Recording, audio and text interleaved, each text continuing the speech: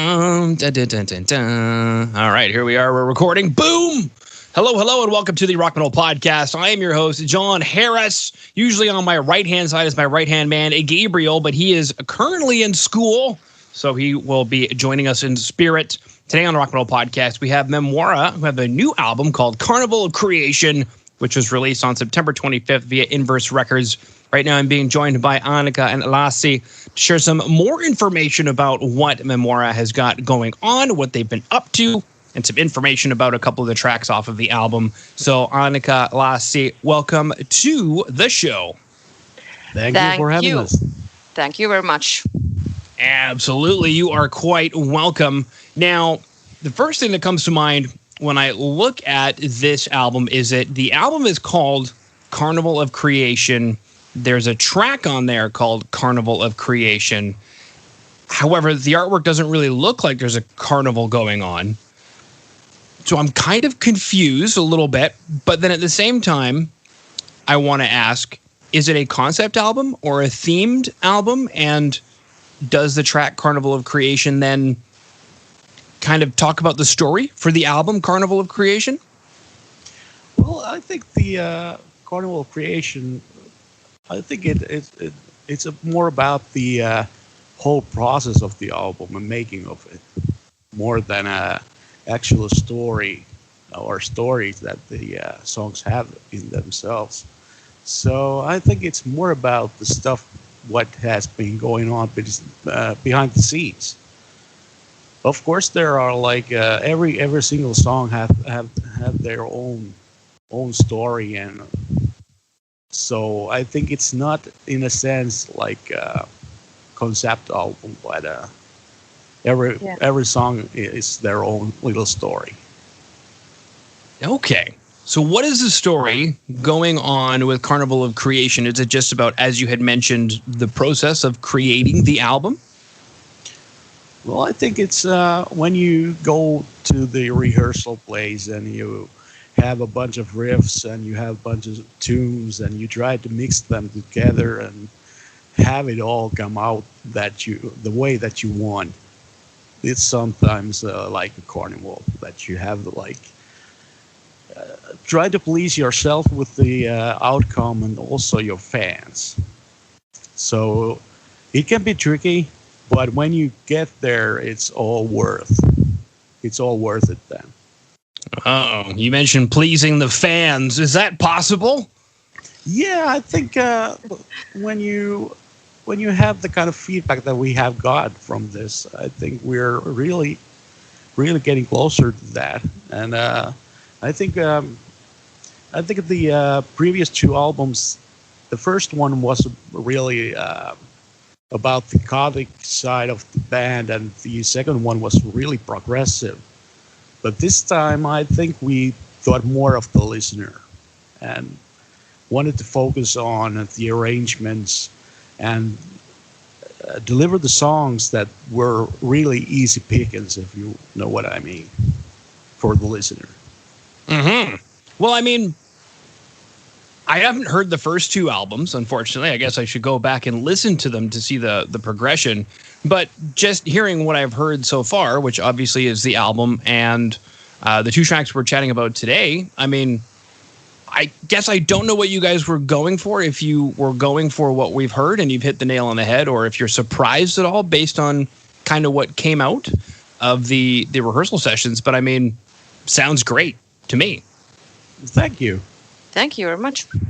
Well, I think both of those tracks are very different, and the Carnival Prospect is more in the Carnival of Creation song itself. It's really like a roller coaster ride. So there's lots of stuff happening all the time, and so basically it's a carnival. Everything is going wrong around you, and stuff is happening. So, but with Shooting Stars, it's more like laid back, and it's very easy for a listener. Now, I guess my question then is that why the two tracks were released as singles, to show two different sides of the album? Yeah, basically, yeah. but also that those both of the songs were recorded in different periods. We recorded Carnival of Creation first, and felt that it was strong enough to be a single, and then we finished recording Shooting Star, and it stuck with the band really hard. And I think a lot of fans, they are hearing that chorus in their minds as well, a lot of times. So Yeah, and we aimed to have this one song that is easygoing, kind of easygoing song, and have these catchy melodies. So it was like tailor-made for that purpose. Okay, very cool. Yeah, because hopefully you take it as a compliment. I don't know how Finnish people feel about Nightwish these days, but I would basically say that what you guys have here is like if Nightwish were heavier. Oh, heavier. Oh, okay. Thank you. That's a compliment. Yeah, for sure. I mean, of course, Nightwish has a lot of heavy songs as well, but I think they're more straightforward than us in a way. Me myself, I think we sound more like Camelot with Annika singing with female vocals. It's more like faster, I think. A lot of different guitar riffs, and not that kind of heavy wall sound that they are doing. So, but I take that as a huge compliment. I like Nightwish. I love them to death, and it's good to be in the same sentence with them. Better than being in the same sentence with Sentenced, which would be another great Finnish band. True. Oh, yeah.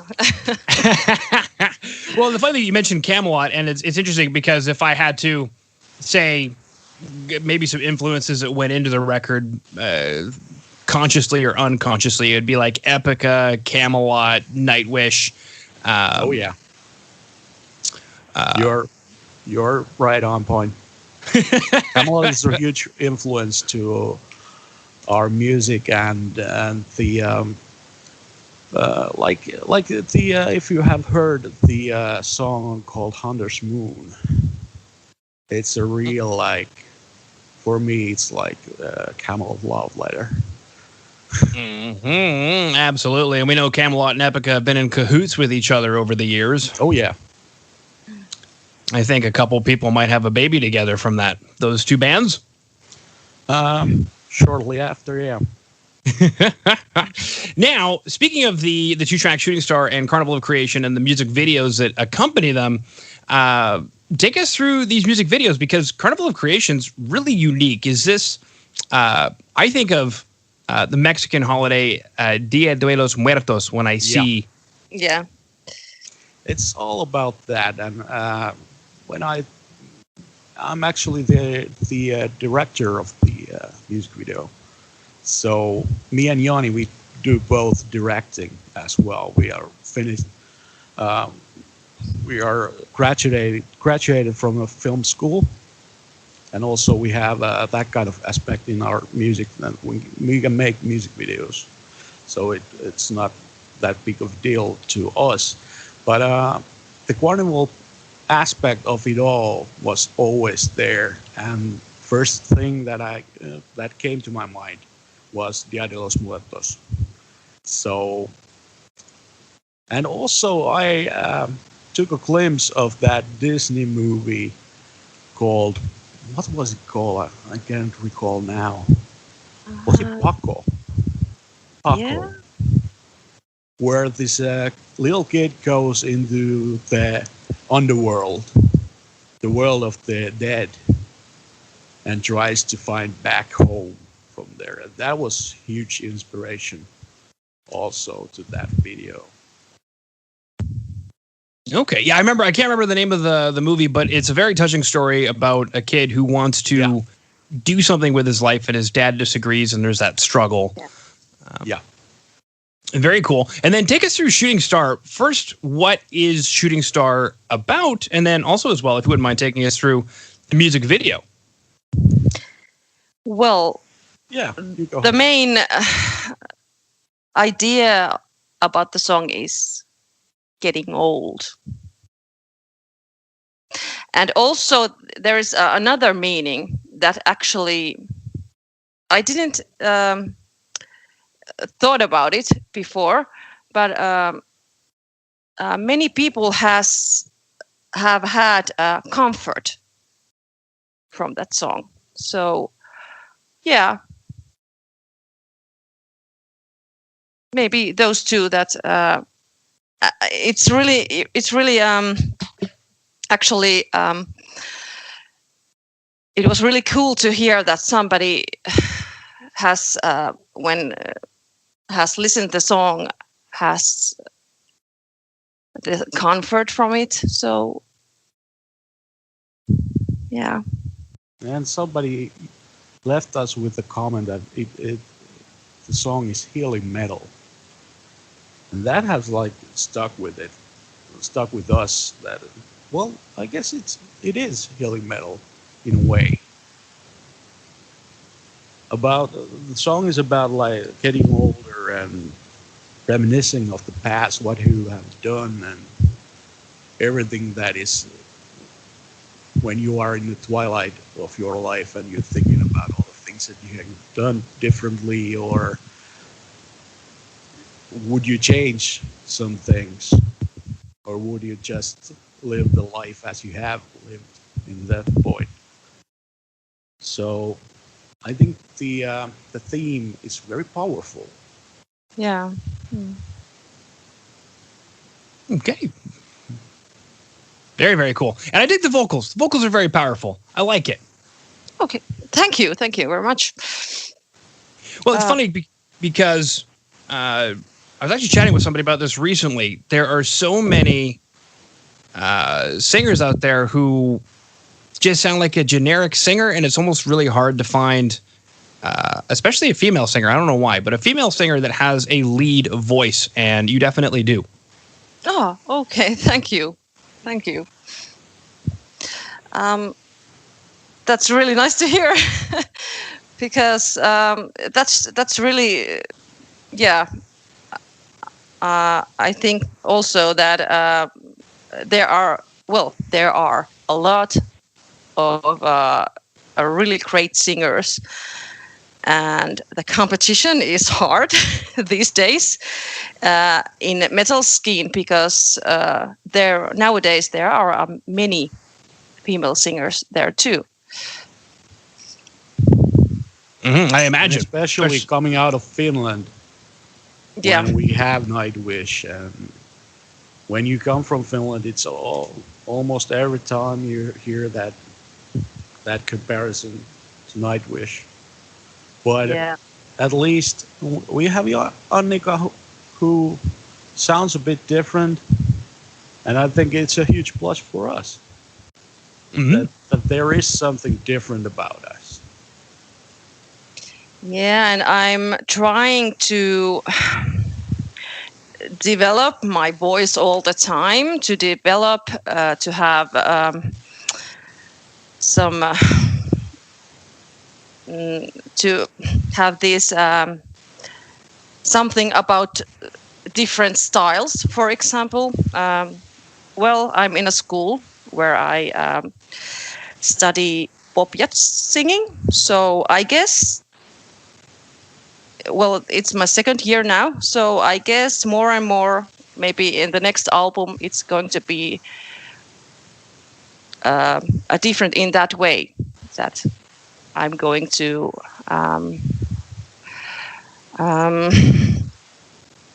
maybe, I'm sorry, I'm searching the words.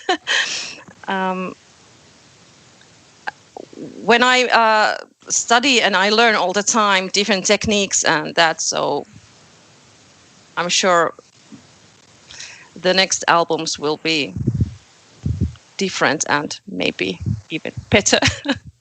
And it's also great for us as a band that we can try more things and know that we have a vocalist that can pull it off and try out different things. Well, this is makes us more unique with that mindset. Yeah, this is very true. Now, Annika, do you do vocals for anything else, like guest vocal spots, different styles of music to keep things fresh? Is that something that you do as well? Yeah, well, actually, I do with my husband pop music. That's really different. And then I have had this. I have done these vocals for Blood Region. It was 1 year ago. It was more like heavy rock. Oh, I know the Blood Region boys. They've been on the show. Oh, okay, cool. I've chatted with all of Finland, well, except for you guys. But now I've chatted with you. So now I have chatted with all of Finland. Yes. And of course, there is always some something going on, some smaller things like some backing vocal things or like that keeps me I'm